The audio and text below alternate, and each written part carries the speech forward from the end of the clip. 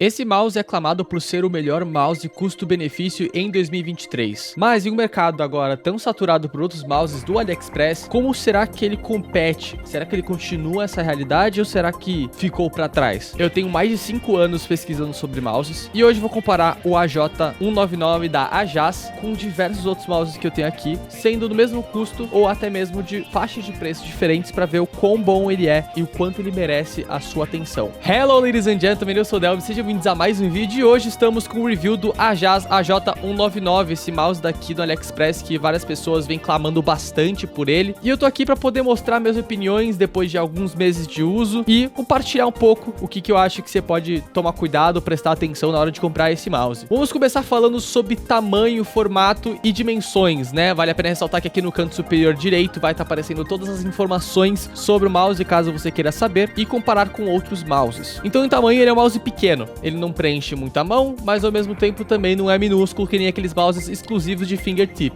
Em quesito de comparação de tamanho, ele tem um tamanho semelhante ao do Razer Viper Mini, para você ter esse parâmetro básico. O formato dele é um simétrico, mas não é completamente simétrico, que vocês podem perceber que ele não tem uma assimetria, né? Os dois lados são iguais, mas somente um dos lados tem botão, o lado esquerdo. O lado direito não tem botão, então se você é canhoto, não serve muito para você. Vocês podem perceber que até mesmo a curvatura dele lembra um pouco do próprio Razer Viper Mini, né? Por mais que várias pessoas chamem ele de um G Pro X Super Light Mini, não é esse shape que ele acaba atendendo, tá? Mas no geral ele tem aqui um formato bem safe até, ele tem um pouco de acinturamento aqui que não deixa ele muito fino, né? Não é aquela largura de pegada extremamente estreita, mas ao mesmo tempo também não é aquela largura de pegada que você sente que ele preenche entre seus dois dedos aí que estão segurando em cada um dos lados do mouse. Vocês podem perceber que a curvatura dele, né? A corcunda fica um pouco mais tendencioso para trás, não é centralizado. Ele lembra bastante a linha S da Zowie em quesito de shape, com uma curvatura para trás, mas não muito como a linha ZA. O peso dele é um peso de 64 gramas nessa configuração que eu tenho aqui. Se vocês viram o vídeo de unboxing que vai estar no canal, vocês podem perceber que ele também tem uma tampa traseira em formato de colmeia que tira 2 gramas caso você prefira alguma coisa mais leve, tá? O balanceamento dele é um pouco tendencioso para trás. Se eu jogar um pouquinho aqui, vocês podem perceber que tá um pouco mais pra bundinha dele. Mas no restante, ele até que não dá aquela sensação absurda de como se tivesse uma pilha aqui na parte de trás, então não é super desbalanceado, é só um pouco mais tendencioso para a parte traseira. Os tipos de pegada que eu posso recomendar para esse mouse são as seguintes: se você tem dimensões de mão parecidas com a minha, que vai estar aparecendo aqui embaixo para vocês, eu recomendo para vocês um claw agressivo, claw estilo pinça e fingertip. O motivo pelo qual eu falo de claw mais agressivo é porque ele não é muito comprido, então ele não tem muito como se relaxar a palma e, tipo, fazer a claw, sabe? É um pouco estranho, ele não preenche tão legal a mão assim. Então você precisa, para poder preencher a palma, você tem que dar uma agressividade para próprio mouse. Fingertip porque no caso você pode ainda evitar um pouco a curvatura aqui de trás, por mais que não seja o ideal, porque ela é um pouco, ela preenche um pouco a palma, ele ainda é possível, né? E pincer claw é porque você pode também ter um pouco de contato da palma só, bem leve, e ao mesmo tempo conseguir ter um manuseio legal. Se você tem mãos maiores que a minha, fingertip com certeza vai dar certo, talvez claw agressivo. Se você tem mãos menores que a minha, talvez você consiga puxar um claw um pouco mais relaxado, e até mesmo se for uma mão assim de tipo 17 centímetros, talvez você consiga até puxar um palme. Aqui no meu caso, o meu dedo ele fica até um pouco sobrando aqui e não dá aquela segurança máxima, né, de palme. A qualidade do chassi é boa, principalmente pelo custo dele, mas ele não tem nenhum revestimento emborrachado, então grip tape vai te ajudar muito a ter mais aderência. E vocês podem perceber que a tampa aqui atrás, ela é presa por ímãs, o que faz com que dê uma customizabilidade para ele, que é legal, só que ao mesmo tempo tem essa peça que fica solta. Então se eu encaixar ou apertar, vocês percebem que ela não tá 100% presa, então ela vai dar um pouco de creaking por conta desse jogo que ela tem. Mas, não é a coisa mais premium do mundo, mas em experiência de jogo não me atrapalhou em nada, tá? Os deslizadores são só ok, sabe? Eles são de PTFE, mas um PTFE que não é muito rápido. Então se você prefere uma coisa mais rápida, vale a pena você comprar uns dot skates de Tiger Ice, core pads e por aí vai. Agora vamos falar um pouco das características técnicas e primeiro vamos falar sobre os botões, né? Os botões deles são o Huono Blue Shell Pink Dot, que são switches bem clamados pela comunidade de entusiastas, e a implementação é sólida. Tipo, ele não é muito afiado, não tem muita tatilidade. O som é bom, né? Como eu tô clicando aqui.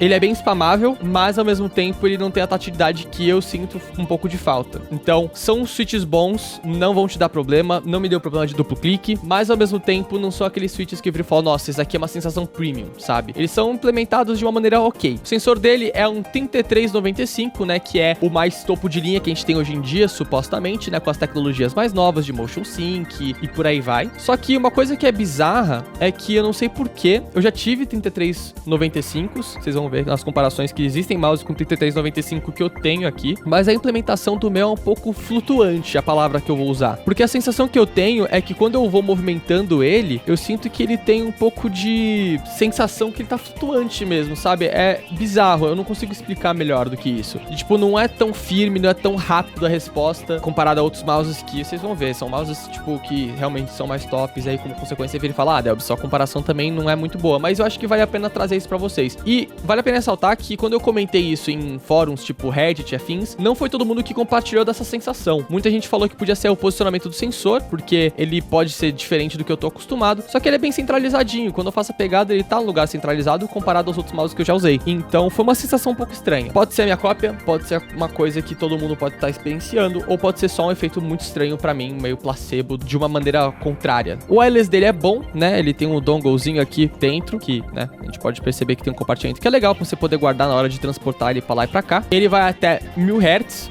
de taxa de atualização, né? Hoje em dia isso é importante falar, porque existem mouses que vão até 4000. E o wireless é bem implementado, não senti nenhum tipo de desvantagem no quesito de wireless, eu só senti na parte do sensor mesmo. E o cabo, ele vem com cabo estilo Speed Flex, né? Que caso você queira usar ele carregando, dá pra usar com tranquilidade. Só que infelizmente ele só vem com um dongle e o cabo, ele não vem com aquele adaptadorzinho que transforma o USB-C para a entrada USB. Então, muito provavelmente você vai precisar comprar um extensor USB para poder deixar o dongle mais perto de você, porque essa que é a ideia ideal, né? Você deixar mais ou menos a um palmo de distância, né? Por volta de 30 a 50 centímetros do mouse. Então, você muito provavelmente vai pegar um extensor de USB para poder colocar o receptor e ter uma melhor experiência de jogo. Eu usei com o meu próprio extensor e funcionou perfeitamente. O wireless foi ótimo. Então, vamos falar um pouco sobre performance e experiência, né? Eu joguei muito pouco com ele, vou ser bem honesto. Eu comprei ele mais para poder experimentar o shape. Eu gostei do shape até, mas eu vou acabar explicando porque não é meu main, né? Mais pra frente, na parte de conclusões. Mas do pouco que eu pude usar, foi aquela coisa que eu falei pra vocês. Eu senti ele meio flutuante. Eu entrei no Overwatch, na hora de testar, eu falei, nossa, isso tá um pouco estranho, sabe? É como se o rastreamento fosse meio retardado, sabe? Mas não uma coisa que eu senti e falei, nossa, é a tecnologia sem fio me deixando na mão. Não, é como se ele estivesse realmente flutuando. Eu acabei baixando o software dele, eu acabei colocando a 1000 Hz de polling rate, e mesmo assim tava estranho, eu tava com uma sensação bizarra, né? Então a experiência foi estranha. Vou falar pra vocês, foi um pouco estranho. Eu acho que vale a pena ressaltar isso aqui pra vocês, caso vocês estejam na dúvida sobre comprar um mouse desses da China, né? Porque a experiência realmente pode variar de pessoa pra pessoa. E é um dos preços a se pagar quando você não compra um mouse de uma marca maior, que tem mais experiência e por aí vai. E agora vamos começar com os comparativos. Eu tenho alguns mouses que vão desde a mesma faixa de preço até mesmo mouses que são referência na comunidade. E vou comparar principalmente os shapes, tá? Shape, peso e por aí vai, pra você saber o que encaixa melhor na sua preferência. Primeiro mouse que eu vou trazer aqui pra comparação é o Logitech G305, que tem review no canal, né? Vocês podem perceber que a grande principal diferença são duas. Primeiro, o formato, né? Que vocês podem perceber que o G305, ele é um egg shape, né? Formato de ovo, como consequência, vocês podem perceber que a base dele é meio mais reta, a parte de cima também, ele é mais arredondado no meio, enquanto aqui esse tem a cintura do mouse criando um pouco mais de encaixe pro dedo. Outra coisa que muda bastante também é, como eu falei, o peso. Esse aqui acaba pesando 80 gramas, enquanto esse aqui acaba pesando só 64 gramas, então é uma diferença boa de peso. O scroll dos dois é bom, mas o do Logitech G305 é mais barulhento, os cliques são bem parecidos na real, mas o G305 acho que tem um pouco mais de tatilidade. Botões laterais extremamente comparáveis também. Eu acho que no final das contas, nesta comparação, a melhor compra vai ser o Ajas, pelo simples fato de ele ser mais leve, recarregável, um shape muito mais seguro do que o Egg Shape, que eles são muito mais polarizados, e a implementação total do mouse é mais atualizada, mais moderna. O próximo mouse que eu vou fazer a comparação vai ser com o Glorious Series One Pro, e vale a pena ressaltar que esse shape daqui do Series One Pro é quase idêntico ao do Viper Mini, então isso aqui serve como uma comparação pro Viper Mini também, tá? Mas então, a grande comparação que eu tenho aqui, vocês podem perceber que a curvatura do Glorious, ele tem um pouco mais de cinturamento, né? Enquanto aqui ele vai um pouco menos cinturado, aqui ele cintura mais. Mas acho que a principal diferença dos dois é, primeiro, os botões principais do Glorious ou Viper Mini, eles são mais baixos, ele tem um perfil mais baixo, e a curvatura traseira de ambos é diferente. Aqui no Viper Mini Glorious Series 1 Pro, eu acho que ele é um pouco mais centralizado, e não só isso, mas ele preenche um pouco menos a mão, enquanto aqui no Ajaz ele preenche mais a mão. Então quem gosta de bastante contato de palma, se você estiver comparando esses dois, ou se tiver uma silhueta tipo essa daqui do Glorious Series 1 Pro, com certeza você vai ter mais contato de palma se você for pro AJ199. No quesito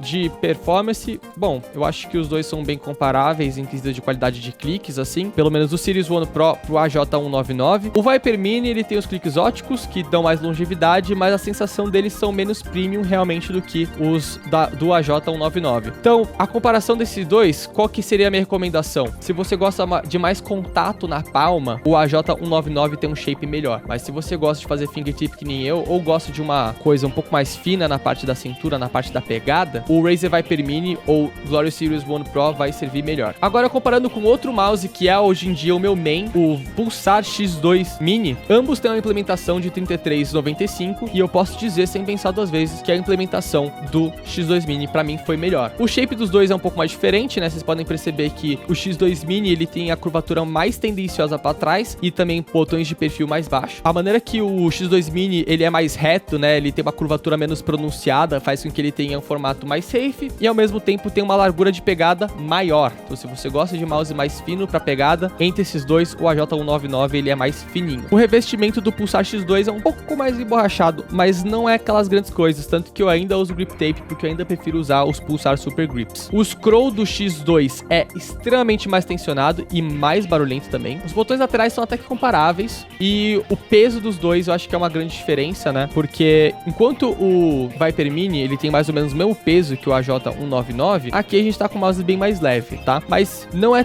tão gigantesca a diferença de peso, tá? Mas vale a pena ressaltar que existe. Quando você pega os dois na mão, se você fala, ah, beleza, o Pulsar é mais levinho, mas na hora de jogar eu não senti uma grande diferença, assim, sabe? Então, minha recomendação de shape, que obviamente em quesito de preço a gente nem compara, e como eu disse, a performance do X2 Mini pra mim foi melhor. Se você gosta mais de fingertip, eu acho que o X2 Mini vai ser melhor, porque ele tem um perfil mais baixo no geral, tá? Por mais que a curvatura dele seja mais tendenciosa pra trás, ele é mais curto, né? Vocês podem perceber aqui, se eu colocar um perto do outro, o quão mais curto é o X2 Mini. O perfil baixo de botões também é uma bela proporção que pra mim é muito bem-vinda. Mas se você curte claw, eu realmente acho que o AJ199 vai mais preencher a sua palma pra você poder fazer o seu claw sem preocupações. E agora a comparação que muita gente acha mais óbvia, mas na verdade não é nem um pouco, é a comparação com o Logitech G Pro X Superlight. Obviamente, você vai ver no design dos dois e ambos têm pelo menos uma carinha muito parecida, né? Com essa estrutura aqui dos botões, o formato dos botões, o formato da parede aqui das laterais, pra você poder descansar os seus dedos sem influenciar no clique, né? Só que pra mim as semelhanças acabam por aí, porque primeiro que o Logitech, ele tem um formato de batata, né? Então ele lembra um pouco o formato FK da Zowie, mas ao mesmo tempo ele tem uma curvatura que ele recua um pouco mais aqui e ele é infinitamente mais comprido. Ele é bem mais compridão. Então, se você tá insatisfeito com o tamanho do G Pro X Superlight e acha ele muito grande, talvez o AJ199 vai te servir melhor. Só que não é uma cópia 1 para 1. Vocês podem perceber que aqui embaixo a base do G Pro X Superlight, ele tem muito menos curvatura, né? Ele tem uma cintura muito menos estreita, muito menos esculpida, né? E eu acho que também não se compara muito também a qualidade, né? Porque a Logitech, ela sempre foi uma base de referência no quesito de performance. Uma coisa que é engraçado, por mais que os dois tenham mais ou menos o mesmo peso, eu sinto que o G Pro X, ele é um pouco mais denso, só que o balanceamento dele é mais centralizado, tipo, é perfeito. Acho que esse balanceamento daqui de peso é o santo graal dos mouses, na minha honesta opinião. Acho que é um dos mouses mais bem balanceados, se não o melhor balanceado de todos que eu já testei. Mas a minha recomendação realmente é, se você tá procurando um G Pro X Superlight menor, o AJ199, ele é menor, mas ele não é um shape 1 para 1. Se fosse para pegar um G Pro X Superlight menor, ele teria uma curvatura diferenciada do que o AJ.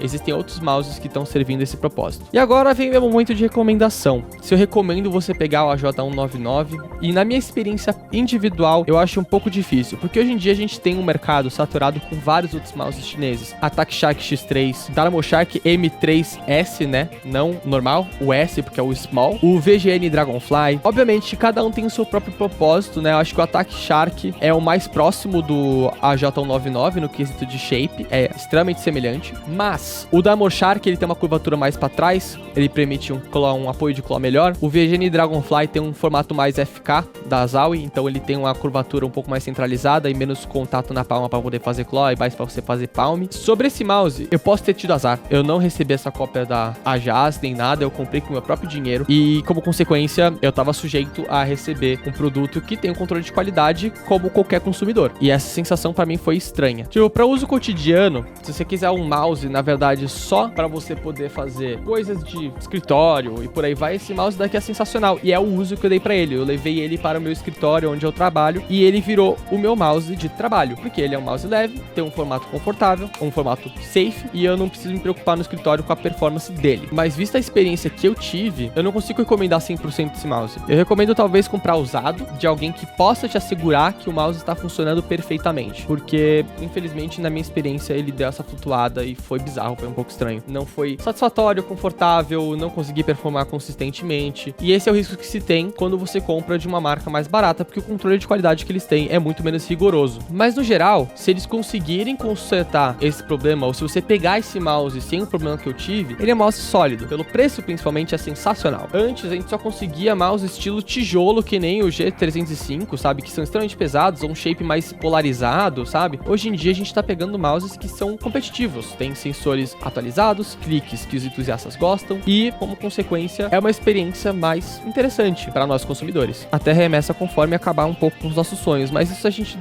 desconsidera por enquanto. Mas é isso, eu odeio terminar o review dessa maneira, porque eu não esperava que a minha experiência com esse mouse ia ser essa coisa mais inconsistente, mas foi isso que aconteceu comigo, e eu precisava compartilhar essa experiência com vocês. Mas, obviamente, fiz o review completo para vocês terem noção que caso você tenha a possibilidade de comprar um, você tem certeza absoluta que ele tá impecável, pode seguir em frente, é um mouse bom, é um mouse com shape legal, e se tudo que eu comparei e expliquei desse shape se encaixa pra você, bola pra frente, cara, você vai ter uma experiência legal. Então é isso, espero que vocês tenham gostado do vídeo. Se vocês tiverem gostado, deixe seu like. Se você é novo no canal, se inscreve aí embaixo, vão estar aparecendo alguns vídeos pra você poder assistir e conhecer mais do meu trabalho. E é isso, sem mais delongas, eu fui, até o próximo vídeo, tchau, tchau.